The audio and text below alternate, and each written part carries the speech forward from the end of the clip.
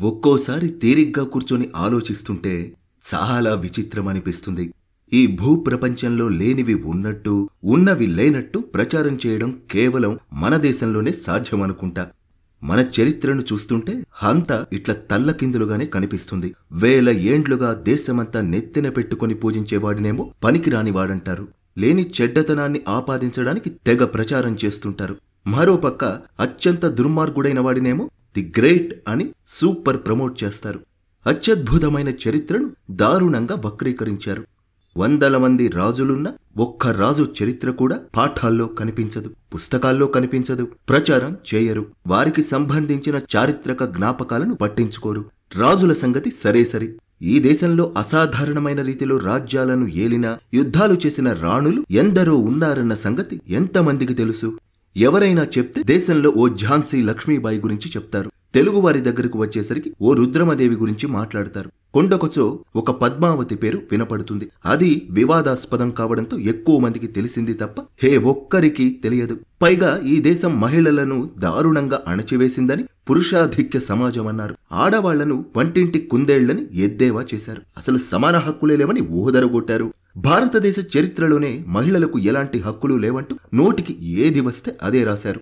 గమ్మత్తేమిటంటే కొన్నింటిని మహిళామణులే రాశారు. Russia, China, Europe నుంచి, అక్కడి చరిత్ర పుస్తకాల నుంచి కార్బన్ పేపర్లు తెచ్చుకొని అచ్చేయించారు.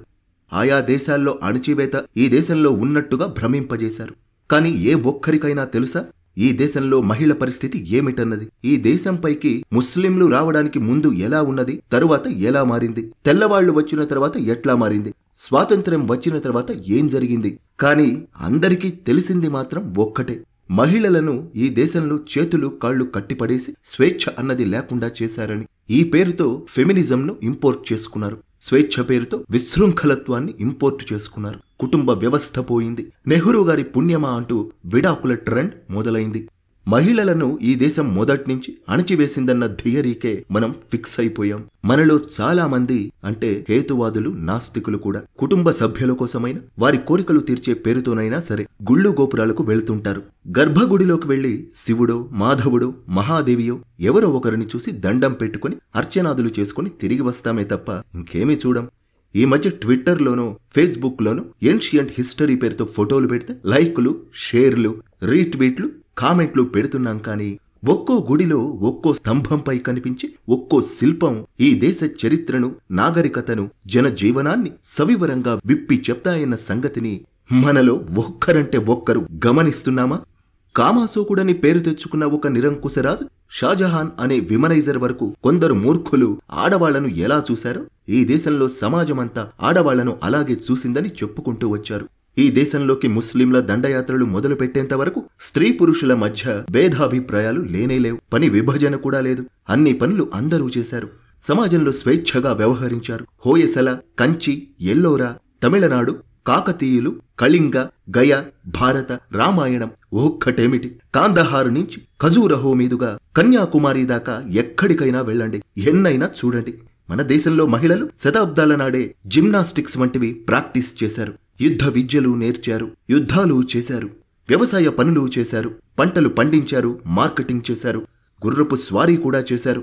అసలు వాళ్లు చెయ్యనిదేమున్నది కనుక మాతృదేవో భవ అని వేదమే చెప్పిందే. ఇంతకంటే ఏం కావాలి? పెండిండ్లలో మొగుణ్ణి స్వేచ్ఛగా కండిషన్లు పెట్టి మరి ఎంపిక చేసుకునే పద్ధతి మన దేశంలో తప్ప ఇంకెక్కడ ఉన్నది? రాముడు శివధనుస్సు విరిస్తేనే సీత పెండ్లి చేసుకున్నది. అర్జునుడు మత్స్యయంత్రాన్ని పడగొడితేనే ద్రౌపది వరించింది. స్వయంవరం ఆనాడు మహిళలకే ఉన్నది తప్ప మగవాళ్లకు లేనేలేదు. వేదాలు ఆడవాళ్లను చదవకూడదని చెప్పాయంటూ పిచ్చి మాటలు ప్రచారం చేశారు. యాజ్ఞవల్క్యుడి భార్య మైత్రేయి మెటాఫిజిక్స్ లో స్కాలర్. మైత్రేయి గార్గి మధ్య సంవాదం గురించి బృహదారణ్యకోపనిషత్తులో ప్రస్తావన ఉంటుంది. యాజ్ఞవల్క్యుడు కూడా సైంటిస్టే. ఆయన పునర్జన్మ, చనిపోయిన తర్వాత మనిషి ఏమవుతాడు అన్న అంశాలపైన పరిశోధన చేసినవాడు. మన దేశంలో మహిళలు ఎప్పటికప్పుడు ఏ కాలానికి ఆ కాలానికన్నట్టుగా ఆధునిక పోకడలు పోయినవారే తప్ప ముక్కు మూసుకుని ఇంట్లో ఓ మూలకు పడి ఉన్నవారు ఎంతమాత్రం కానే కాదు. వరంగల్ రామప్ప దేవాలయం 1120లలో నిర్మించారు. ఆలయంపై ఉన్న మదనిక శిల్పాల్లో ఒక శిల్పం హై హీల్స్ వేసుకుని కనిపిస్తుంది. హోయసల శిల్పాల్లో కూడా ఇదే రకమైన శిల్పం కనిపిస్తుంది. చాలా చోట్ల మేకప్ వేసుకుంటున్న శిల్పాలు కనిపిస్తాయి. దేశంలోకి ముస్లింల దండయాత్రలు మొదలైన తరువాతే పరదా వ్యవస్థ వచ్చింది. ముస్లిం సైనికులు దేశంలో ఎక్కడికక్కడ చొచ్చుకుని వచ్చి ఊళ్ల మీద పడి దోచుకుంటూ ఆడవాళ్లను విచక్షణ లేకుండా అత్యాచారాలకు గురిచేస్తుంటే తప్పని పరిస్థితుల్లో పరదా సిస్టంను అలవర్చుకోవలసి వచ్చింది. పెండ్లి చేస్తే విడిచిపెడతారేమోనని వీలైనంత తొందరగా పెండిండ్లు చేసే ఆచారము అప్పుడే మొదలైంది. అష్టవర్షాత్ భవేత్ కన్య అన్న మాట కూడా అప్పుడు పుట్టిందే. అంతకుముందు ఈ మాట ఉన్నట్టు కనిపించదు. బ్రిటిష్ వాళ్లు వచ్చిన తర్వాతనే దేశంలో పురుషాధిక్యత పెరిగిపోయిందేమో. తర్వాత అవి ఇంపోజ్ అయ్యాయి.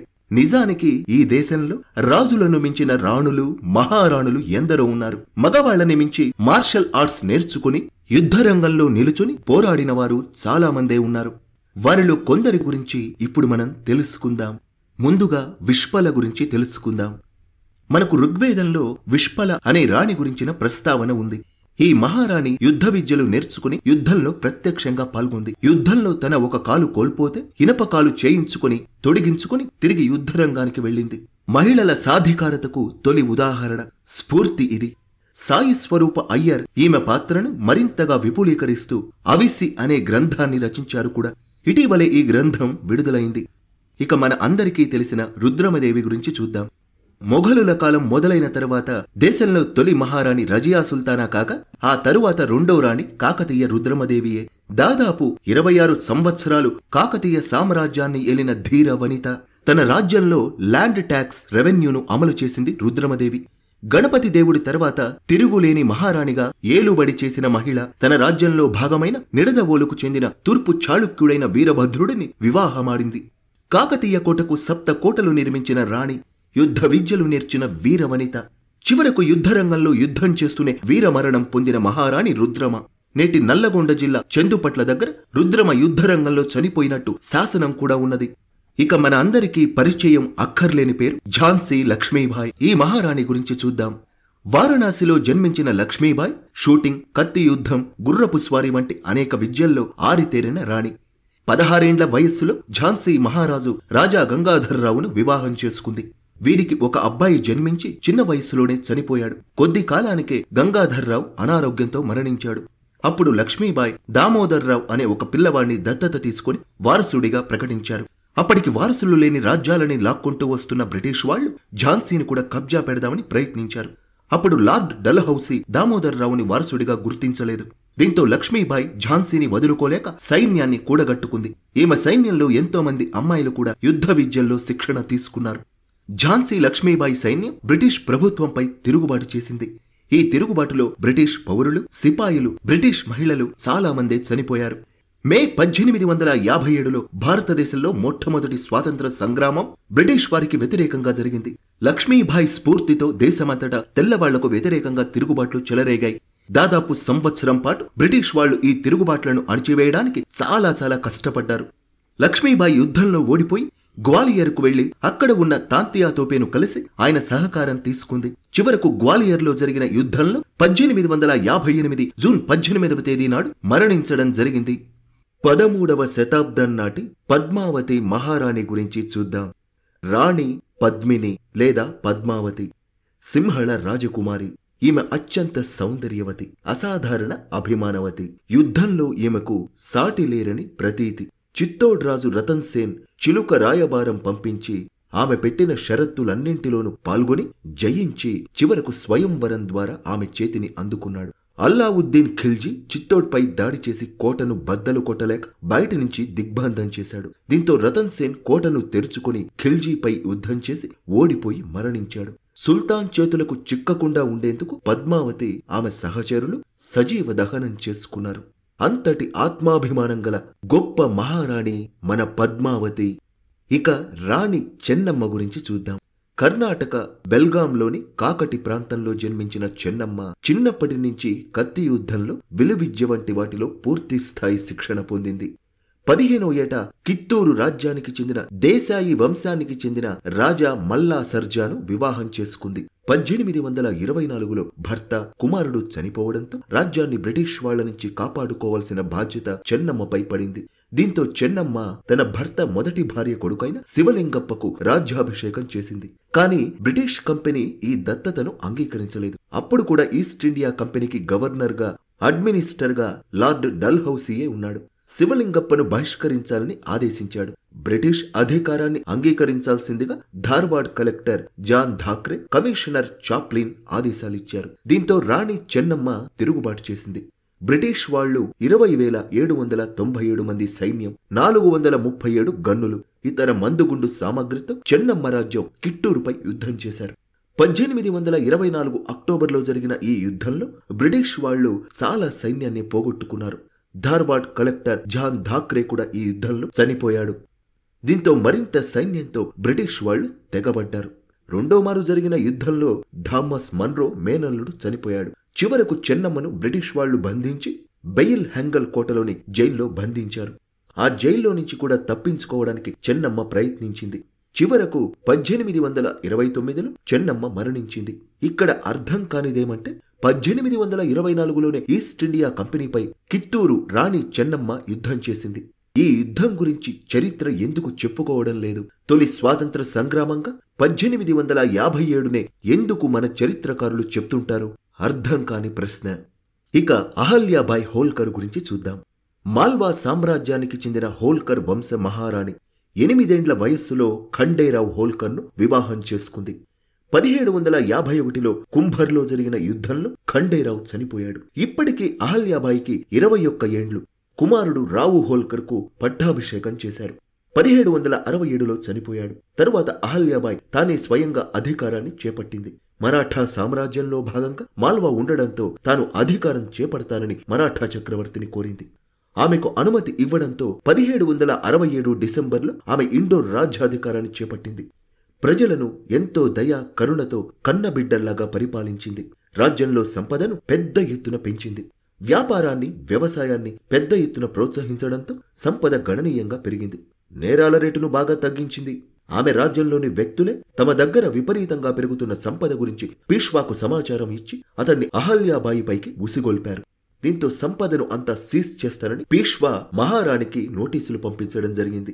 ఆమె దీనికి ఎంతో సానుకూలంగా స్పందించి తమ రాజ్యంలో అదనంగా ఉన్న సంపదను ఇవ్వడానికి తాను సిద్ధంగా ఉన్నానని, అయితే వీటిని ధార్మిక కార్యక్రమాలకు మాత్రమే వినియోగించాలని కోరింది. రాణి తనకు షరతులు విధించడంపై పీష్వా ఆగ్రహించి యుద్ధానికి సన్నద్ధమయ్యాడు. అహల్యాబాయి కూడా వెనక్కి తగ్గనేలేదు. అమ్మాయిలతో ఒక చిన్న సైన్యాన్ని తయారు చేసింది. పీష్వాకు కబురు పంపించింది, నేను యుద్ధానికి సిద్ధంగా ఉన్నా, యుద్ధరంగానికి రా, చూసుకుందాం. కాని ముందుగా ఒక మాట, నన్ను బలహీనురాలు అని అనుకుంటావేమో, నేనెంత బలహీనురాలునో చూపిస్తారా? మగవాళ్ల మీద యుద్ధంలో నేను ఓడిపోతే నాకు జరిగే నష్టం ఏమీ లేదు, కాని నువ్వు ఓడిపోతే ఎప్పటికీ తలెత్తుకోలేవు అని సవాలు విసరడంతో పీష్వా బిత్తరపోయాడు. ఆమె ధైర్యానికి, సాహసానికి ఆశ్చర్యపోయాడు. వెంటనే ఆమెకు సందేశాన్ని పంపించాడు. తాను యుద్ధం చేయాలనుకోలేదని, కుమారుడు చనిపోవడంతో సానుభూతి వ్యక్తం చేయడానికి వస్తున్నానని చెప్పాడు. పీష్వా అహల్యాబాయి వద్దకు వచ్చి 4 రోజుల పాటు ఆమె ఆతిథ్యాన్ని స్వీకరించి పరమ సంతోషంగా వెళ్లిపోయాడు. 70 ఏండ్ల వయస్సులో అహల్యాబాయి చనిపోయింది. ఇక 15వ శతాబ్దం నాటి మీరాబాయి గురించి చూద్దాం. రాజస్థాన్లో జన్మించిన రాణి మీరాబాయి తాతగారి దగ్గర పెరిగింది. ఆమె మంచి గాయకురాలు. ఆమె స్వరం, ఆమె అందానికి ముగ్ధులు కాని రాజులు లేరు. జోధ్పూర్ రాజ్య స్థాపకుడు రావు డూడా 2వ కొడుకు రతన్ సింగ్ కూతురు మీరా. మేవాడ్ రాజు మీరా తాతగారి దగ్గరకు వచ్చి తన కొడుక్కు మీరాను ఇవ్వమని కోరాడు. అప్పటికే మీరా సంగీతంతో పాటు విలువిద్య, కత్తి యుద్ధం వంటి యుద్ధ విద్యలు, గుర్రపు స్వారీ వంటి అన్నింటిలోనూ ఆరితేరింది. అదే సమయంలో శ్రీకృష్ణ భావనలో పెరగడంతో ఆమె పూర్తిగా కృష్ణుడి భక్తురాలైంది. కృష్ణ భక్తిలో మునిగిపోవడంతో ఆమె సాధారణ మనిషిని వివాహం చేసుకోవడానికి ఇష్టపడలేకపోయింది. కాని తన తాత మాటకు కట్టుబడి పెళ్లి చేసుకోవాల్సి వచ్చింది. కాని కృష్ణుడిపై భక్తి, ప్రేమ మాత్రం తగ్గలేదు. ఆమె బావ ఒకరు మీరా కృష్ణ భక్తి నచ్చక విషప్రయోగం చేసి ఆమెను చంపించాడు. 1547లో మీరా చనిపోయింది. సంయుక్త కన్నౌజ్ రాజు రాజా జైచంద్ కూతురు. రాజ్పుత్ వీరుడైన పృథ్వీరాజ్ చౌహాన్ను వివాహం చేసుకున్నది. ఢిల్లీ, అజ్మీర్ను ఏలిన రాజు పృథ్వీరాజ్ చౌహాన్. పృథ్వీరాజ్ సంయుక్తల ప్రేమ కథ అజరామరమైంది. సంయుక్త పృథ్వీరాజును ప్రేమిస్తున్నదని తండ్రి జైచంద్కు తెలియడంతో ఆమెకు స్వయంవరాన్ని ఏర్పాటు చేశాడు. రాజులందరినీ ఆహ్వానించిన జైచంద్ పృథ్వీరాజును మాత్రం పిలవలేదు. పైగా ప్యాలెస్ కు బయట ద్వారపాలకుడిగా విగ్రహం చేయించి పెట్టి అవమానించాడు. ఈ విషయం తెలుసుకున్న సంయుక్త స్వయంవరం నాడు రాజులందరినీ వదిలేసి నేరుగా పృథ్వీరాజ్ విగ్రహం దగ్గరకు వెళ్లి దాని మెడలో వరమాల వేసింది. అప్పటికే అక్కడికి వచ్చిన పృథ్వీరాజ్ సంయుక్తను తన గుర్రంపై ఎక్కించుకుని వెళ్లిపోయాడు.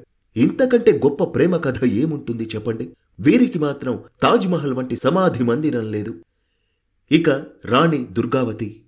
రాజ్పుత్ కుటుంబం హీరత్ రాయ్ కుటుంబంలో జన్మించిన దుర్గావతి దళపతి షాను పెండ్లి చేసుకున్నది. ఇతను గోండు వంశానికి చెందిన సంగ్రామ్ షా కుమారుడు. 1550లో భర్త చనిపోవడంతో దుర్గావతి రాజ్యాధికారాన్ని చేపట్టింది. అధికారులు మంత్రుల సహకారంతో రాజ్యాన్ని అద్భుతంగా పరిపాలించింది, సుసంపన్నం చేసింది. ఈ రాజ్యంపై కన్నేసిన ఖ్వాజా అబ్దుల్ మజీద్ అసఫ్ ఖాన్ దీనిపై దాడి చేయడానికి సిద్ధపడ్డాడు.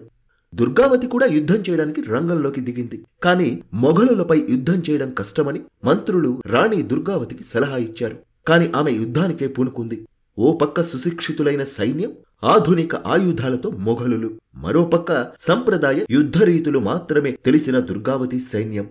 సంప్రదాయ ఆయుధాలు, బలహీనులపైన బలవంతుడు చేసిన యుద్ధమిది. ఈ యుద్ధంలో దుర్గావతి సైన్యాధ్యక్షుడు అయిన అర్జున్ దాస్ వీరమరణం పొందడంతో ఆమె నాయకత్వం వహించి ముస్లిం సేనలను కాస్త తరిమికొట్టింది. యుద్ధంలో గెలిచింది. తారాబాయి ఛత్రపతి శివాజీ కొడుకు రాజారాం భార్య తారాబాయి. మొఘలుల రాజ్యంలో 6 ప్రావిన్సులను గెలిచిన ఏకైక మహారాణి. 1700లో రాజారాం మహారాజ్ చనిపోవడంతో తారాబాయి రాజ్యాధికారాన్ని చేపట్టింది. తన కుమారుడు 2వ శివాజీను రాజును చేసి ఆమె గార్డియన్ గా వ్యవహరించింది. మొఘలుల నుంచి మరాఠాల స్వాతంత్ర పోరాటంలో కీలక పాత్ర పోషించింది. రాజారాం మహారాజ్ చనిపోయిన తర్వాత ప్రజలందరినీ చైతన్యపరిచి ఔరంగజేబును ముప్పతిప్పలు పెట్టింది. మరాఠాలను నిబద్ధతతో నిలబడేలా చైతన్యపరిచింది. అద్భుతమైన స్ఫూర్తిని రగిలించింది. ఈమె రాజ్యంలో ఉన్న పన్హాల, విశాల్గఢ్లను ఆక్రమించాలని సైన్యాన్ని పంపించాడు. కాని తారాబాయి సైన్యం తిరుగులేని రీతిలో ఔరంగజేబు సైన్యాన్ని తరిమి కొట్టింది. తారాబాయి నాయకత్వంలో మరాఠా సైన్యం అత్యంత బలంగా, పటిష్టంగా రూపుదిద్దుకొని మొఘలుల సైన్యానికి సింహ స్వప్నంగా మారింది. ఇక 15-16వ శతాబ్దాల మధ్య ఉన్న అబ్బక్కాదేవి గురించి చూద్దాం. కర్ణాటకలోని తులునాడుకు చెందిన చౌతా వంశానికి చెందిన అబ్బక్కరాణి ఉల్లాల్ రాజ్యానికి రాణిగా వ్యవహరించింది. ఉల్లాల్ను స్వాధీనం చేసుకోవడానికి పోర్చుగీసులు చాలా మార్లు ప్రయత్నించినా అబ్బక్క వారిని విజయవంతంగా తిప్పికొట్టింది. మొదటి మారు అడ్మిరల్ డామ్ అల్వారో డ సిల్వేరియా ఉల్లాల్ పైన దాడి చేశాడు. 1555లో ఉల్లాన్ పైన దాడి చేశాడు. ఇతను మంగళూరు కోటను స్వాధీనం చేసుకున్నాడు.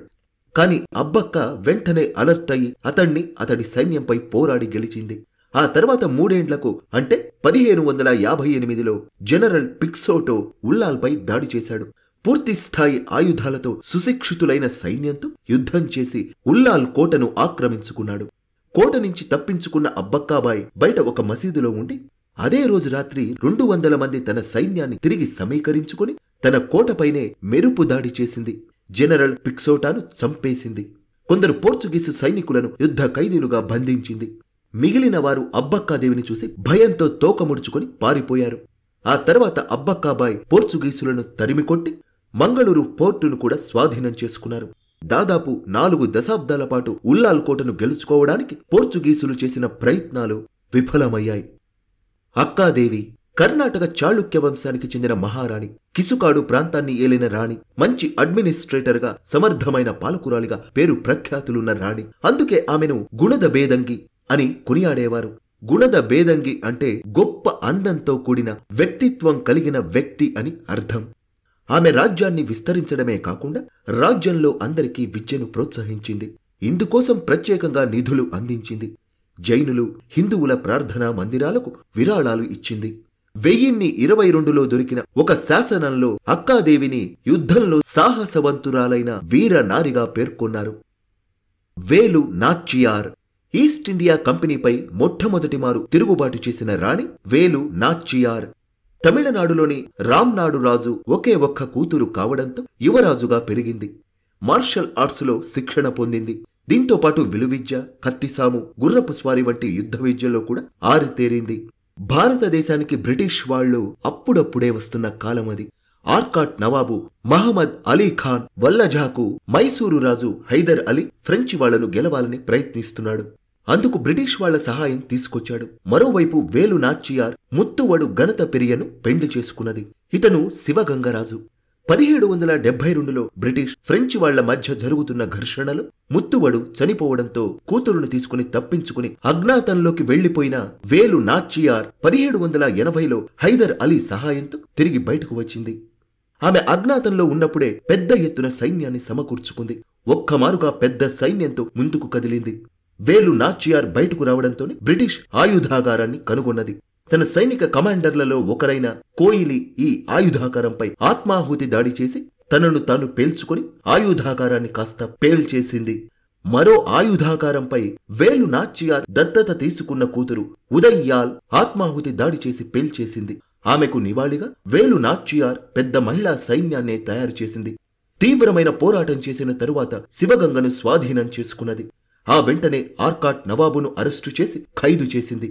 బ్రిటిష్ వాళ్లు శివగంగను స్వతంత్ర రాజ్యంగా ప్రకటించిన తరువాత కాని ఆర్కాట్ నవాబును వేలు నాచియార్ విడిచిపెట్టలేదు. ఇక 19వ శతాబ్దం నాటి మహారాణి బేగం హజ్రత్ మహల్ గురించి చూద్దాం.